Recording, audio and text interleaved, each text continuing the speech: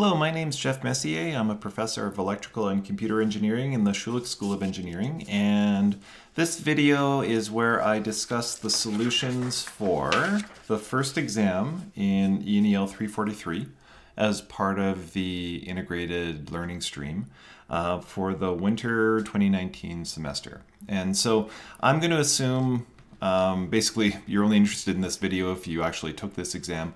So I'm going to assume you have your exam in front of you. And basically what I want to do is I want to go through the solutions for each question, talk about how I marked each question, and some common mistakes that I saw when I was doing that marking. Okay, so I'm not going to bother writing out the solutions for problem one. This was the short answer questions. Instead, I'm just going to sort of verbally give them to you and discuss some common mistakes. So problem 1A, the question was, does negative power have any meaning? Justify your answer. It does have meaning. So negative power is what we use to indicate the power of an active source or element in a circuit that is generating or contributing power to that circuit. And that's a standard convention. That's not an arbitrary convention. And I think most people got this one right. There was a few people maybe that got the words dissipating and absorption kind of mixed up. They seem to have the right idea that, yeah, this is maybe corresponding to a source, but they said that an element with negative power is dissipating power, and I think they meant that, you know, they were using the word dissipating to mean contributing, but it's not actually. So we would say that a resistor dissipates power, because dissipating is to basically sort of use up or consume that power. For part B, give two real-world examples of an independent voltage source. So the two most common were, or the two I had in mind anyways, was the first one was a battery. Most people got a battery. And the second one is a generator. A few people said the lab power supply or the wall outlet. You know, technically a wall outlet isn't exactly a power source, but it does connect us to a generator, so I did accept that. There were a few people mentioned a lightning bolt, and I didn't give you marks for a lightning bolt just because it's not really an element in a circuit, I guess. And but more specifically, the voltage is not a constant in a lightning bolt. It actually does vary quite a bit. So part C, is it possible to instantaneously change the voltage across an ideal capacitor? Explain why or why not. And the answer is no. And the reason for that, and this is maybe one that I will write out. So question 1C, basically what I was looking for here is the equation that states the current through a capacitor is equal to capacitance times the derivative of voltage across the capacitor. And so the reason why you can't have an instantaneous change in the voltage of a capacitor is because if you change voltage instantaneously, that means the derivative of that change is infinite, which requires infinite current. And we don't have anything that can produce infinite current. And so it's not possible to instantaneously change that voltage. And so I was very specifically looking for some mention of infinite current. A few people talked about, well, you can't, or a few people did sort of talk about, you know, gradual change as being a fundamental property of a capacitor, or a few people said, well, this derivative term requires change to be exponential. Some people gave the exponential rise or decay formulas for the capacitor. All of those answers and equations actually refer to a capacitor and a resistor together, and I was just looking for the fundamental property of the capacitor. And finally, part D, what is the difference between the transient response and steady state response of a circuit? I think basically everybody got this, and I was fairly flexible on my answers. basically the steady state response is the response of the circuit after infinite time, or after, sort of all, once you switch on a circuit, once everything kind of settles down, we converge to the steady state response. And the transient response is basically the temporary response of the circuit in response to, switching it on or off, that temporary stimulus. And so basically, I took a variety of answers here. A lot of people just sort of drew this type of curve, and they said, this part is the transient, and this part is steady state. It's not technically true because this transient is an exponential term, so it actually always, it takes kind of infinite time for the transient to completely remove theoretically. But, this kind of picture gave me the general idea that I was looking for. Okay, for question 2, this was the car fan question, where you've got a 12-volt fan, and it draws 4 amps on the low setting and 20 amps on the high setting. And the idea is to power this thing using AA batteries that each supply 1.5 volts and store 13 kilojoules of energy. And so part A was how many batteries are required to deliver the voltage required by the fan? Well, since there's only 1.5 volts per battery, the number of batteries is just equal to 12 volts divided by 1.5 volts, which is 8 batteries. And in order for us to use 1.5 volt batteries and get them to add up to 12 volts, you have to connect them in series. And it's just like having a voltage source, so a 1.5 volt voltage source, and if you hook it up in series to another 1.5 volt voltage source using Kirchhoff's voltage law, the voltage across these terminals would be 3 volts, right? And so you just hook them all up in series.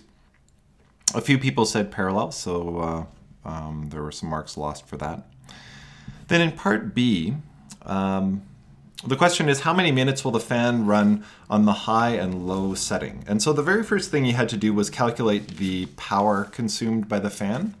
And so the low power is equal to voltage times current, and of course it's 12 volts times 4 amps, so 48 watts.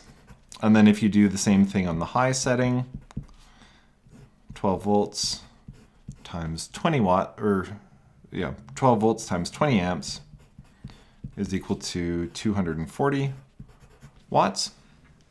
Now, the time that the fan will run on the low setting is equal to the total amount of energy that you had divided by the power on the low setting. Why does this make sense? Well, the energy is in terms of joules, and watts is joules per second. So if you divide joules by joules per second, you get units of seconds. Now, the total energy, there were basically 2 ways that people solved this. One was saying, okay, well, we've got 8 batteries, so the total amount of energy in our circuit is 8 times the energy in the individual batteries. And the other way to do it is to just say, nope, the energy is equal to 1, just equal to the energy stored in 1 battery.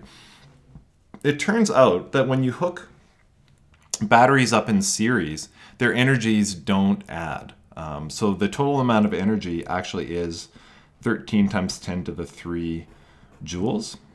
And then you divide that by 48 watts, and then you get 270.8 seconds.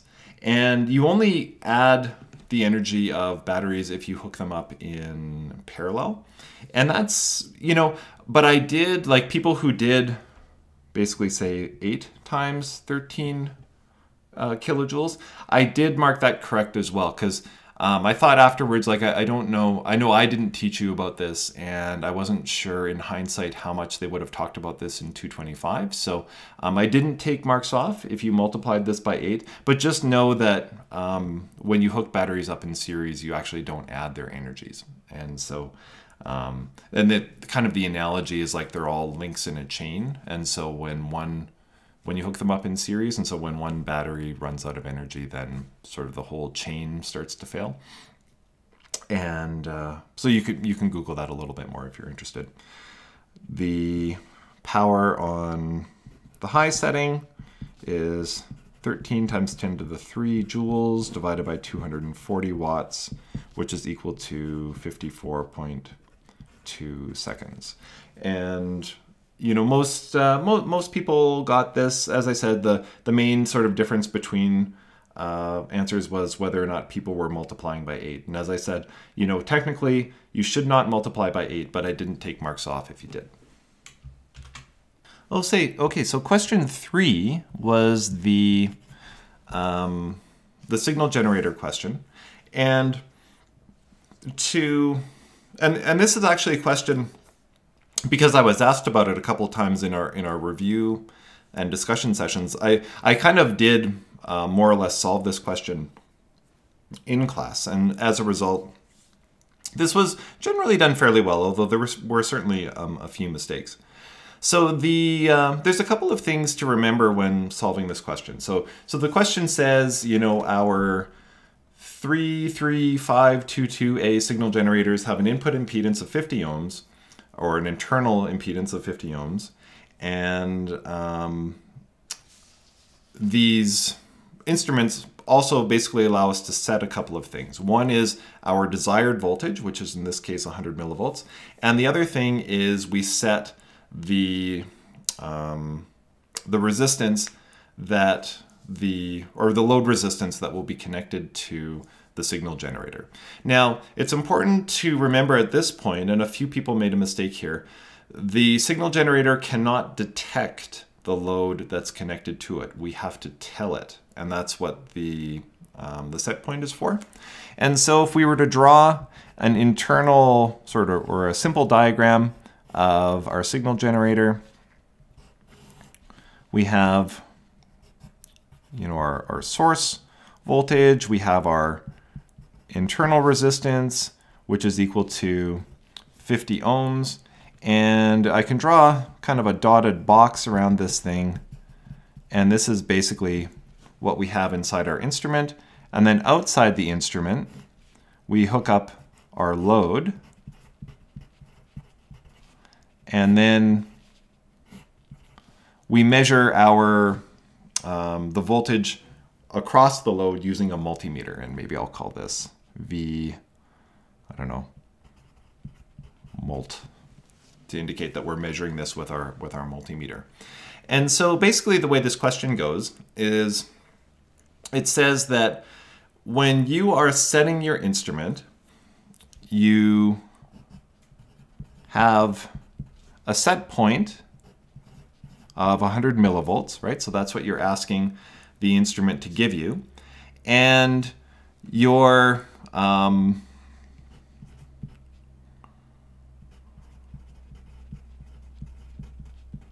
set point for the load is equal to 50 ohms. So you've told the instrument to expect 50 ohms connected across these terminals, and you're asking it to deliver you 100 millivolts. Now, one thing I would point out here is that this set point is not automatically equal to this source voltage. In fact, your the multimeter will perform a calculation to figure out what V source has to be in order to guarantee that V set appears across this load. And that was a mistake that a few people made. They automatically assumed that, okay, well, I'm setting this to 100 millivolts, and so that's what this voltage has to be, and that's not the case at all, actually. So the set point is what the instrument tries to deliver across these two terminals, taking into account what our load setting is.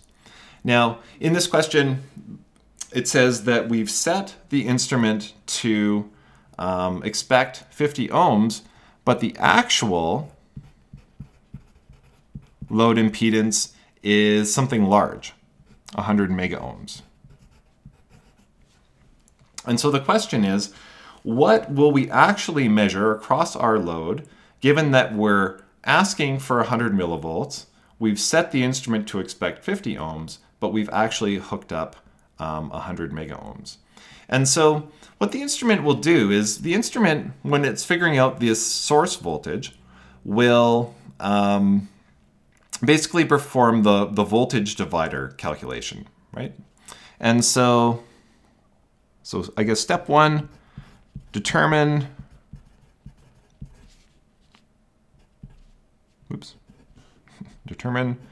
V source. And so the multimeter knows that V,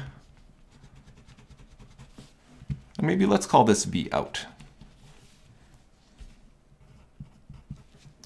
So V out is equal to the drop across the load resistance over R load plus the internal resistance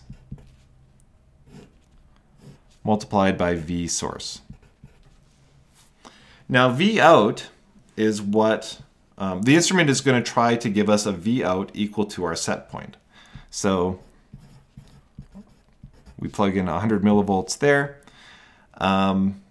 We have set the instrument to expect 50 ohms. So it's going to assume 50 ohms here, 50 ohms plus 50 ohms, V source. And then the instrument solves for V source. And since this is equal to a half, V source is equal to 200 millivolts. So this voltage source is actually going to generate 200 millivolts. The next part of the question is to determine V out. And again,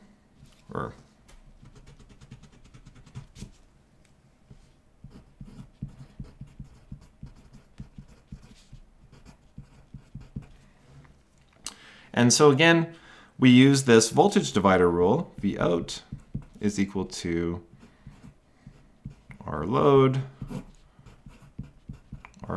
plus R internal times V source. But this time we're going to plug in the actual values that are there. And so even though the instrument expected R load to be 50 ohms, because that's what we told it, actually it's 100 mega ohms. And so we have 100 times 10 to the 6 over 100 times 10 to the 6 plus 50 times 100 millivolts. This ratio is basically equal to 1, or sorry, times 200 millivolts, right? Because our source voltage is equal to 200 millivolts. And because this ratio is equal to 1, this is approximately equal to 200 millivolts. So we actually measure a voltage across our load that's twice what our set point is. And yeah, there was a few common mistakes, I guess. Some people assumed that, you know, the set point was automatically equal to the source voltage. You know, I took I took 3 marks off for that, which was a fairly large deduction, but it did sort of go to a fundamental understanding of how this instrument actually works, which we did actually review or at least, you know, we reviewed it a couple of times in class. And a few people missed the fact that the generator wasn't set correctly, so they didn't sort of understand that, you know, the calculation done by the generator would include 50 ohms, but the actual calculation should be done with 100 mega ohms, and so they didn't get the 200 millivolt part. So I took a couple marks off for that.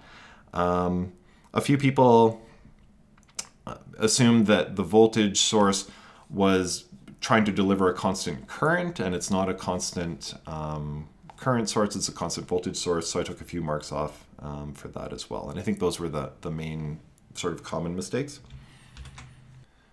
Okay, question 4 was the capacitor decaying question, and this question was very well done. I think everybody sort of saw a question like this coming for the exam, and everybody seemed to be very well prepared.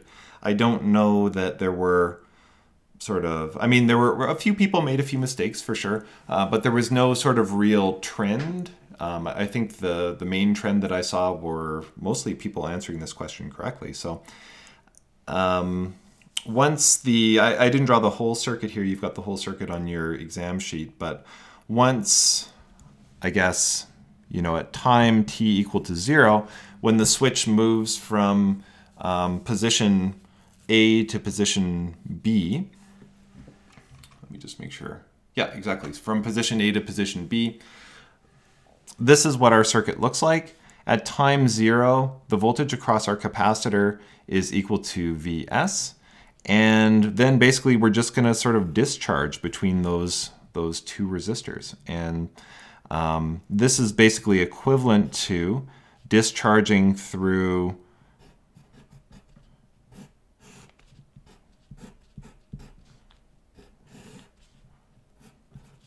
a single resistor, where this kind of equivalent resistor is equal to R1 plus R2, right? And so if we sort of put that to the side, the voltage across our capacitor then, as a function of time, is equal to Vs e to the minus t, and then our time constant, which is normally Rc, would actually be R1 plus R2 times C. I kind of ran out of room there, but it's R1 plus R2 times C. And so that's the voltage across the capacitor. What I actually asked you for in the question was the voltage across this resistor, R2, but this is just a voltage divider. And so the voltage across resistor 2 is equal to R2 over R1 plus R2, that's just the voltage divider equation, multiplied by whatever the voltage happens to be across the capacitor.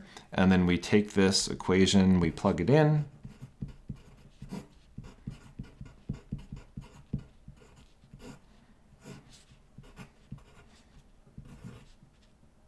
Minus t over R1 plus R2 times C. And that's I guess the sort of the quickest or most straightforward way to solve this question. We used an already solved result for decay of a capacitor through a resistor. I think maybe a few people did try to solve this from first principles, where they wrote KVL and KCL. And in some cases we're able to come up with a solution, but this is the most straightforward way. And as I said, broadly speaking, very well done. Most people got this one correct.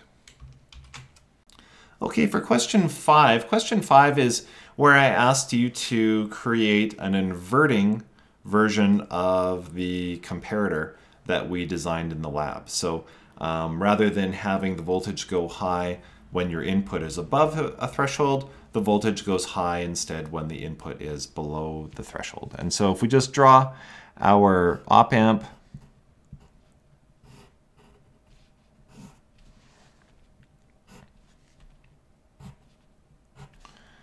and we say that this is V out. V out is equal to something big times V plus minus V minus. And so in our lab, we had our reference voltage hooked up to V minus, and so when V plus, which was our input, wandered above the reference, the output jumped right up to the maximum value, and when it was below, it went down to the minimum. And to make an inverting comparator, we just swap these two. So we have our reference instead connected to V plus and our input connected to V minus. And so our minus is actually our V in. And I think everybody got this. I think everybody swapped the inputs, so that was good. Now, what I wanted in this question is for you to draw the schematic where the reference is set using a resistive voltage divider, just like it was in the lab.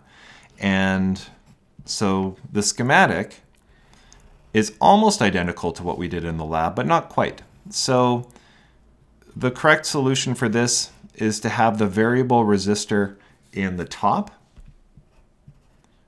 connected to VDD. I'll call this R2. And then the fixed resistor in the bottom. And why is that? Well, in this question, I said that the requirement was that Vref has to be adjustable all the way up to VDD,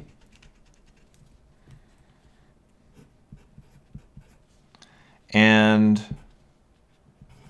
down to only 0.1 volts. Put that a little closer. 0.1 volts. So this was different than in the lab. In the lab, it was 0.99 VDD and then all the way down to exactly 0.